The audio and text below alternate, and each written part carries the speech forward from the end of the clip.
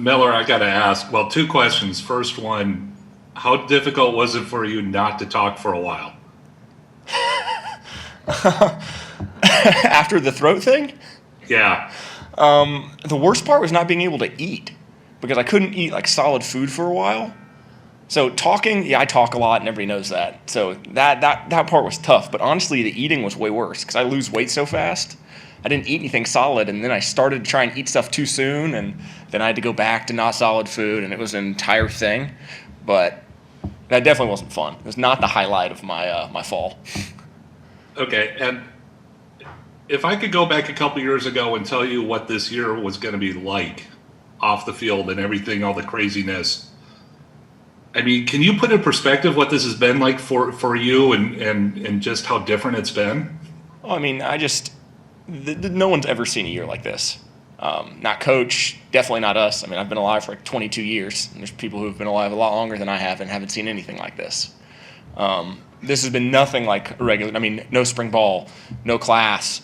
We're home for all this time. We're doing Zoom meetings. And so I think I kind of applaud our coaches and the university for how well they've handled this because there's so much uncertainty. Whether that be, are we going to play? What were we going to play? What's going on outside of the world? You have this entire social justice movement as well, and an election year. So I think our coaches and staff have handled it really, really well as far as preparing us and giving us the best opportunity to be able to play here in the next couple weeks.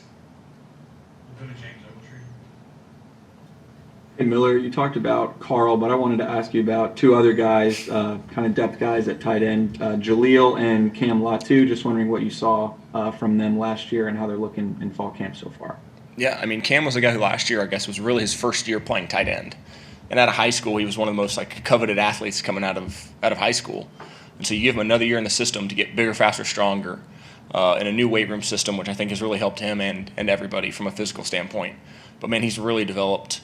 And glad to kind of see what he'll do this year and push for playing time here and there. And the same with Jaleel. Two guys who are both great athletes and have put the work in. And so hopefully that'll come to fruition this fall for them and everybody be able to contribute.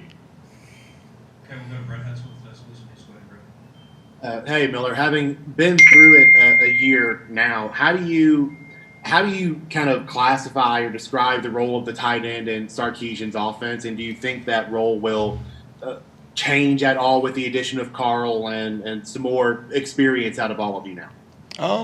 I mean, that could for sure be the case. I mean, anytime you get more and more depth to a room and the more you can do, the more valuable you are. And so I guess for each of us, we want to, last year, attack whatever our weakness may have been so that this year we can all play different roles in every role. So we've been trying to cross-train a lot of guys right now. If you play H, man, maybe you're going to play a little bit more Y today. If you play Y, you're going to play a little bit more H today because we've got a global pandemic going on, and you never know who's going to be missing one day, who's going to be out the next. And so we've really had to focus this year, I think, more than others, on being able to play multiple positions. And I think that's actually really helped us and is going to help us here in the fall. And we only have one more question right now for Miller, so we'll go to Michael Costa. Hey Miller, just two quick ones, I guess. First off, what did the march mean yesterday to you and to the team, and also other college football coaches, college basketball coaches have gained attention for their pushing their athletes to register to vote. Has that been a message at all for Alabama football? Yeah, the first thing about the march, I think something I'm proud of is the action our players have taken, and not only our players but the coaches, to believe in something and to believe in something so wholeheartedly, to go out of their way to make a message, to make a statement, to use their platform. And I couldn't be prouder of our guys. To believe in something so strongly that we're going to go out of our way to produce not only a message and a video, but now to march against it. And the support from the coaches has been more than anyone can ask. And I'm really proud of our guys. And the voting thing has been, we've started to kind of push as players. We were trying to get everyone to vote as they should. So we'll continue to work on that as we get closer to November and kind of talk and see what we're going to do about it. But I'm sure at some point we'll try and tackle that. Okay. What way are you doing that then? If you could explain how you guys are doing that within the team. We're not sure. We've talked about it a little here and there, how maybe we're just kind of raise awareness or go from there. But we're by no means sure about what we're going to do. But we've talked about it a little bit. Thank you. Thanks, guys.